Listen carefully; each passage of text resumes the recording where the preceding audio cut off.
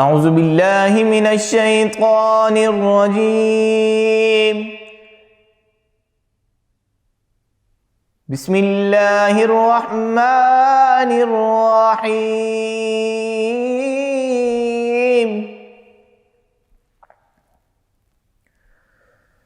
انا اعطیناک الکوثر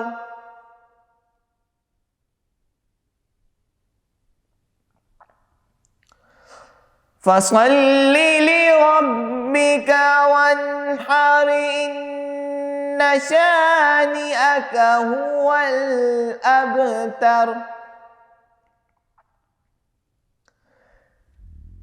بسم الله الرحمن الرحيم إنا أعطيناك الكوثر فصل لربك وانحر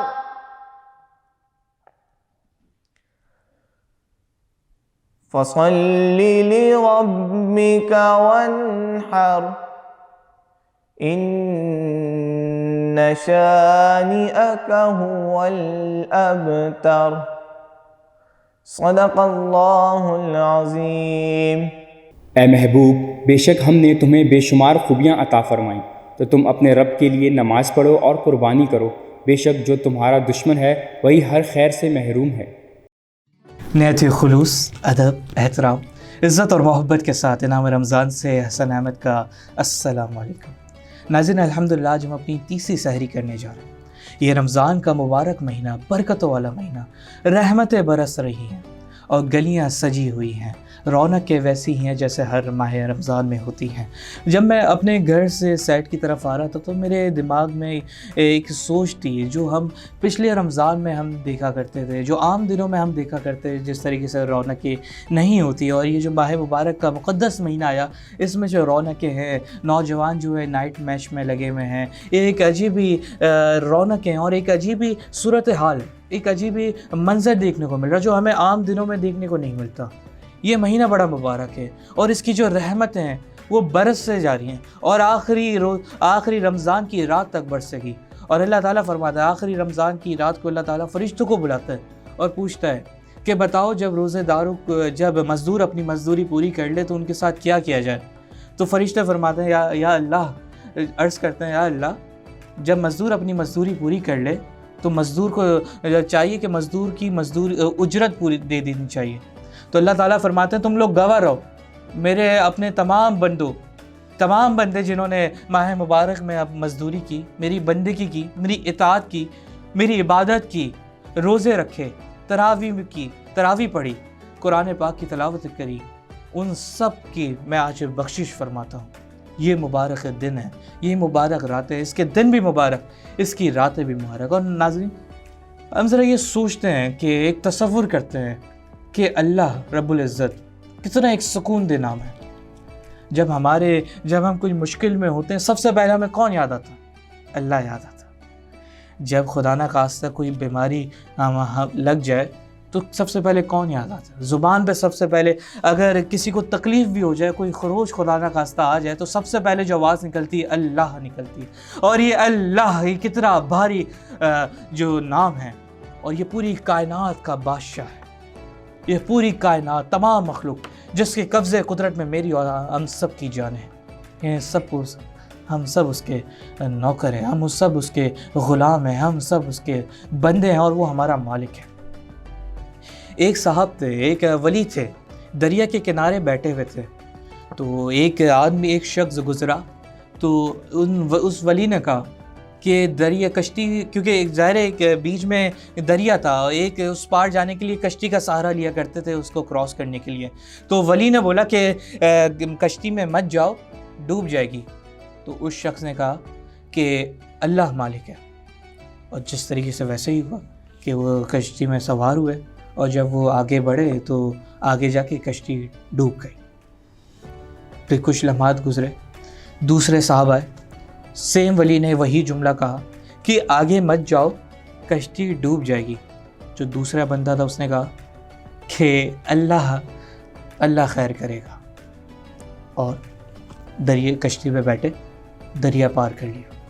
جو ولی کے ساتھ ان کے مرید تھے انہوں نے پوچھا حضرت یہ کیا ماجرا ہے؟ پہلا شخص آیا، آپ نے بولا کہ مت جاؤ، دریا پار مت کرو، کشتی ڈوب جائے گی۔ اس شخص نے بولا اللہ مالک ہے، اور اس نے آسانی سے ڈوب گیا۔ وہ جب دوسرے شخص کی باری آئی تو آپ نے سیم جملہ بولا، سیم حکم دیا کہ مت جاؤ، کشتی ڈوب جائے گی۔ اس شخص نے بولا کہ اللہ خیر کرے گا، اور اس نے پار کر لیا۔ تو ولی نے جواب دیا کہ دیکھو معاملات تو دونوں کے سیم تھے، لیکن دونوں کا جو اللہ کی طرف سے جو ایک ذہن تھا وہ تھوڑا مختلف تھا۔ پہلے کا اللہ مالک ہے اور وہ بیٹھا کشتی میں اور آگے بڑھا۔ اب جب اللہ مالک ہے تو اللہ بے شک مالک ہے، اور مالک اپنے نوکر کے ساتھ کچھ بھی کر سکتا ہے۔ تو جب اس بندے نے اپنے آپ کو اللہ کے ثبوت کر دیا کہ اللہ مالک ہے، تو اللہ تو مالک ہے، اللہ کے حکم سے تو ساری چیزیں ہوتی ہیں۔ تو اللہ نے چاہا کہ اس کشتی کو ڈبو دوں، تو اللہ نے ڈبو دیا۔ دوسرے شخص نے اللہ سے خیر کی امید لگائی کہ اللہ خیر کرے گا، اور جب اس شخص نے اللہ سے خیر کی امید لگائی تو وہ ایسی صحیح سلامت اس نے جو دریا تھا وہ پار کر لیا۔ تو دونوں کا عقیدہ سیم تھا، بے شک وہ رب ذات، وہ مالک ہے، اور وہ خیر بھی کرنے والا ہے، ہم اس کے بندے ہیں، جو وہ چاہے ہم کر سکتے ہیں۔ تو ہمیں اللہ سے جو امید ہے وہ پختہ کرنی چاہیے، ہمیں ایمان کی ضرورت ہے۔ اور دیکھیں ہمارا ایمان جو ہے وہ دیکھے، اور آگے جا کے ابھی اسلام پہ اس پہ اگلے سیگمنٹ میں ہم بات بھی کریں گے کہ ہمارا ایمان کیا ہے۔ بن دیکھے اللہ کو ہم نے نہیں دیکھا ہے، لیکن اللہ فرماتا ہے میں بندے تیری شہرک سے بھی زیادہ قریب ہوں۔ شہرک سے زیادہ قریب ہے لیکن ہم نے دیکھا نہیں ہے، لیکن یہ ہمارا ایمان، اور یہ ہمارا ایمان خدا کی قسم، رب کعبہ کی قسم، یہ بہت بھاری ایمان ہے، کیونکہ ہم نے بن دیکھے ایمان لائے، اور یہ ایمان ہی ہمیں آخرت میں نجات دلائے گا۔ یہ ایمان ہی ہماری آخرت اور دنیا دونوں سنوار سکتے ہیں اگر ہم مشکلات میں بھی اللہ سے رجوع کریں اور خوشی میں بھی اللہ سے رجوع کریں۔ بہت سے لوگ ہوتے ہیں کہ خوشی میں جو ہوتا ہے اللہ کو بھول جاتے ہیں، اور جب دکھ کا سما آتا ہے تو پھر اللہ کو یاد کرتے ہیں۔ کیوں؟ خوشی دینے والی ذات بھی تو اللہ کی ہے، اور آزمائش دینے والی ذات بھی اللہ کی ہے۔ اور ایسے بہت سے لوگ ہیں جن پہ آزمائش کا وقت آتا ہے تو وہ ڈر جاتے ہیں، معاذ اللہ کچھ تو اللہ سے نافرمانی کرنا شروع کر دیتے ہیں کہ اللہ نے ہمارے ساتھ ہی کیوں کیا، کہ اللہ کو ہم ہی ملے تھے معاذ اللہ۔ لیکن بزرگان دین فرماتے ہیں کہ وہ لوگ اللہ کے بہت قریب ہوتے ہیں جن کو اللہ آزماتا ہے۔ آزما بھی ان کو اللہ آزماتا ہے جو اللہ کے قریب ہوں، جو اللہ پسند کرتے ہوں، جن کو آزمائش بھی ان کے لیے آتی ہے۔ تو آج ہمارے ساتھ موجود ہیں ہماری نعت خواں امل صاحبہ۔ السلام علیکم، کیسی ہیں آپ؟ کیسے گزر رہے ہیں آپ کے رمضان؟ ماشاءاللہ ہماری سیٹ کی رونقوں میں شامل ہیں، یہ زینت بنی ہوئی ہمارے اسپیشلی افطار کے سیگمنٹ میں، نعت کے سیگمنٹ میں، ہمارے تمام نعت خواں۔ اور کیسے گزر رہا ہے آپ کا؟ جی بسم اللہ۔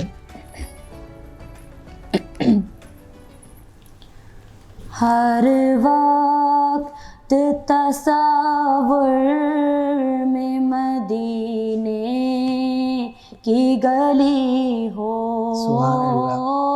ہر وقت تصور میں مدینے کی گلی ہو، اور یاد محمد کی میرے دل میں بسی ہو۔ کیا بات ہے، سبحان اللہ۔ دو سوز بلا کا ملے درد رضا سا، دو سوز بلا کا ملے درد رضا سا، سرکار عطا عشق کے اویسی کرنی ہو، سرکار عطا عشق کے اویسی کرنی ہو۔ اے کاش میں بن جاؤں مدینے کا مسافر، واہ واہ واہ، کیا کہنے ہیں، سبحان اللہ۔ اے کاش میں بن جاؤں مدینے کا مسافر، پھر روتی ہوئی طیبہ کو بارات چلی ہو، پھر روتی ہوئی طیبہ کو بارات چلی ہو۔ سبحان اللہ۔ اے کاش مدینے میں مجھے موت یوں آئے، اے کاش مدینے میں مجھے موت یوں آئے، قدموں میں تیرے سر ہو میری روح چلی ہو، قدموں میں تیرے سر ہو میری روح چلی ہو۔ آقا کا گدا ہوں اے جہنم تو بھی سن لے، آقا کا گدا ہوں اے جہنم تو بھی سن لے، وہ کیسے جلے جو کہ غلام مدنی ہو، وہ کیسے جلے جو کہ غلام مدنی ہو، ہر وقت تصور میں مدینے کی گلی ہو، اور یاد محمد کی میرے دل میں بسی ہو۔ سبحان اللہ، ماشاء اللہ۔ اور ناظرین، ہمیں یہ دعا مانگنی چاہیے، اور یہ رمضان کا مبارک مہینہ چل رہا ہے کہ اللہ ہمیں مدینے کی موت عطا فرمائے، اور وہ موت بھی کتنی پیاری موت ہوگی، سرکار کی غلامی میں ہماری جان نکل جائے، قدم مبارک کے سرکار دو عالم جہاں صلی اللہ علیہ وسلم کے قدم مبارک میں ہماری جان نکل جائے، تو وہ کیا موت ہوگی۔ اور بزرگان دین کہتے ہیں کہ ایسی موت مانگنی چاہیے۔ عاشق کا جنازہ ہے ذرا دھوم سے نکلے، محبوب کی گلیوں سے ذرا گھوم کے نکلے، اور خدا کرے کہ ہمارا جنازہ بھی ہمارے آقا کے گلیوں سے گھومتا ہوا نکلے، اور ہمیں مدینے کی موت نصیب ہو۔ یہاں پہ ایک چھوٹا سا بریک لیتے ہیں، بریک کے بعد آتے ہیں۔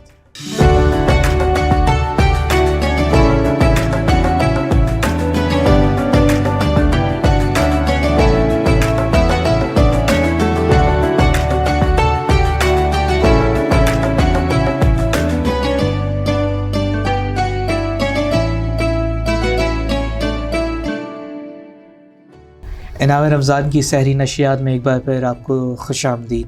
ناظرین، آج بات کرتے ہیں تعارف اسلام کے، کہ اسلام کیا ہے۔ ہم سب کو بتاتے ہیں کہ ہمارا جو مذہب ہے وہ دین اسلام ہے، اللہ پر ایمان ہے، رسول صلی اللہ علیہ وسلم اللہ کے آخری نبی، اور تمام انبیاء کرام اللہ کے نبی ہیں، اللہ کے انبیاء ہیں۔ تو ناظرین، آج ہم بات کرتے ہیں تعارف اسلام کی۔ آج کا عنوان بھی ہمارا تعارف اسلام ہے، کہ اسلام کیا ہے۔ اسلام کے لفظی معنی ہیں حکم ماننے، کسی کے سامنے گردن جھکا دینا، اور اپنے آپ کو کسی کے سپرد کر دینا، شریعت میں انبیاء اکرام کے بتائے ہوئے طریقوں کے مطابق اللہ تعالیٰ کے احکام ماننے اور اس کے سامنے گردن جھکانے، اپنے آپ کو اس کے سپرد کر دینے کا نام اسلام ہے۔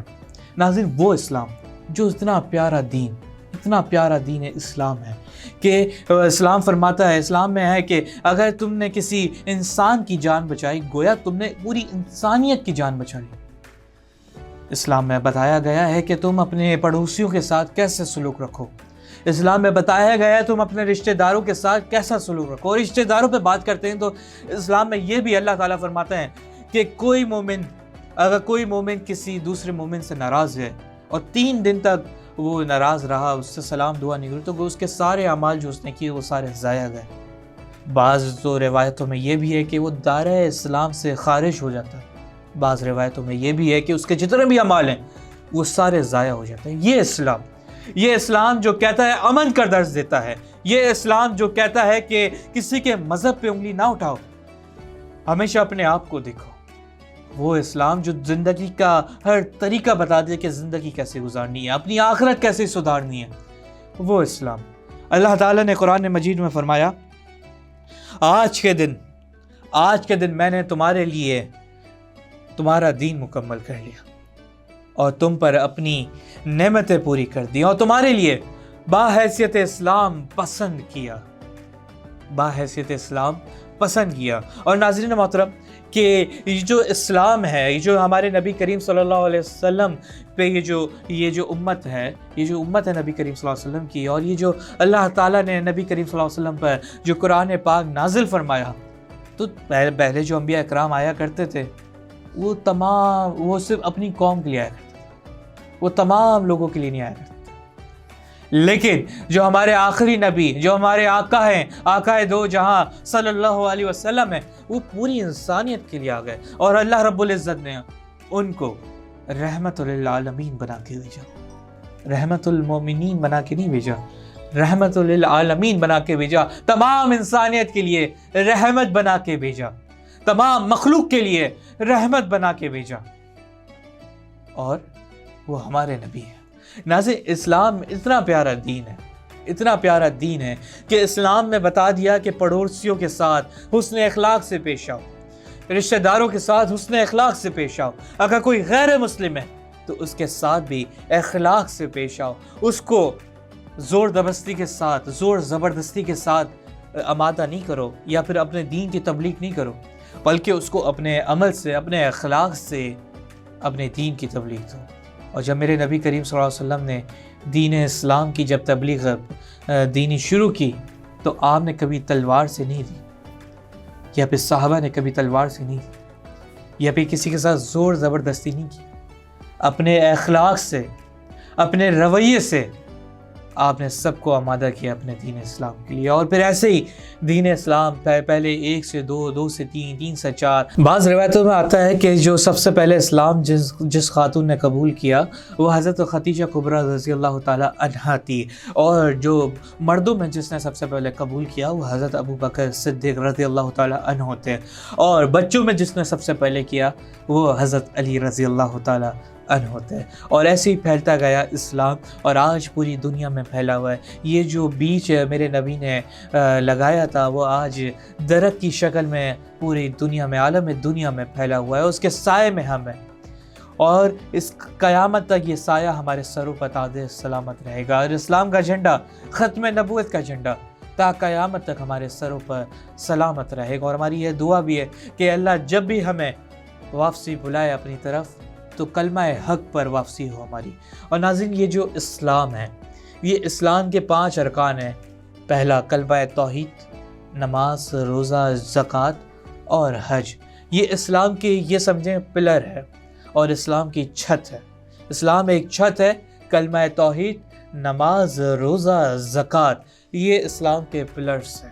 ہمیں ان کا عمل کرنا ہے۔ سب سے پہلے ہمیں کلمہ توحید، ہمیں ماننا ہے کہ اللہ ایک ہے اور اللہ کے سوا کوئی معبود نہیں، اس پوری کائنات کو بنانے والا اللہ ہے، اور رسول اللہ صلی اللہ علیہ وسلم اللہ کے آخری نبی ہے۔ نہ آپ کے بعد کوئی نبی نہیں آئے گا، کوئی نبی نہیں۔ آپ پہ نبوت کے دروازے، آپ کے بعد نبوت کے دروازے بند ہو گئے، اب آپ کے بعد کوئی نہیں آئے گا۔ جو آئے گا وہ فتنہ اور شر پھیلائے گا، وہ آپ اللہ کا نبی نہیں ہوگا۔ نماز، وہ اتنا پیارا دین، نماز، اللہ کے سامنے ہاتھ باندھ کے کھڑے ہو جانا، اللہ کے سامنے جھک جانا، اللہ کے سامنے اپنے آپ کو سپرد کر دینا، اللہ کے سامنے سجدہ کرنا۔ کچھ علماء کرام اکابر امت فرماتے ہیں کہ جب بندہ مومن سجدے میں جاتا ہے، گویا وہ سجدہ تو زمین پر کرتا ہے، لیکن حقیقت میں اس کا سجدہ ہوتا ہے وہ عرش پر ہوتا ہے۔ عبادت اتنی پیاری، نماز اتنا پیارا، اور روزہ، یہ جو ابھی رمضان کا مہینہ چل رہا ہے، اللہ نے رمضان کے روزے فرض کیے ہیں۔ اس پہ آتے ہیں کہ روزہ جو ہے، یہاں رکتے ہیں پہلے، روزے کو سمجھتے ہیں کہ روزہ کیا ہے۔ یہ روزہ اور اللہ کے بیچ کا معاملہ ہے۔ اب مجھے پتا ہے کہ میں نے سحری کی ہے، لیکن آپ کو نہیں پتا کہ میں نے سحری کی ہے۔ آپ کو نہیں پتا کہ میں نے روزہ رکھا ہے، لیکن میں کہہ رہا ہوں میں نے روزہ رکھا ہے۔ یہی چیز جو ہے یہ اللہ اور بندے کے بیچ ہے کہ انسان کو بس پتا ہے کہ اس نے روزہ رکھا ہے، یہ پتا ہے بس، لیکن اس نے رکھا ہے یا نہیں رکھا یہ کسی کو نہیں پتا، یہ صرف میرے رب کو پتا ہے، اور جس نے روزہ رکھا ہے یا نہیں رکھا اس کو پتا ہے۔ تو یہ روزہ اتنی پیاری عبادت ہے کہ اس میں بھوک و پیاس کس کے لیے؟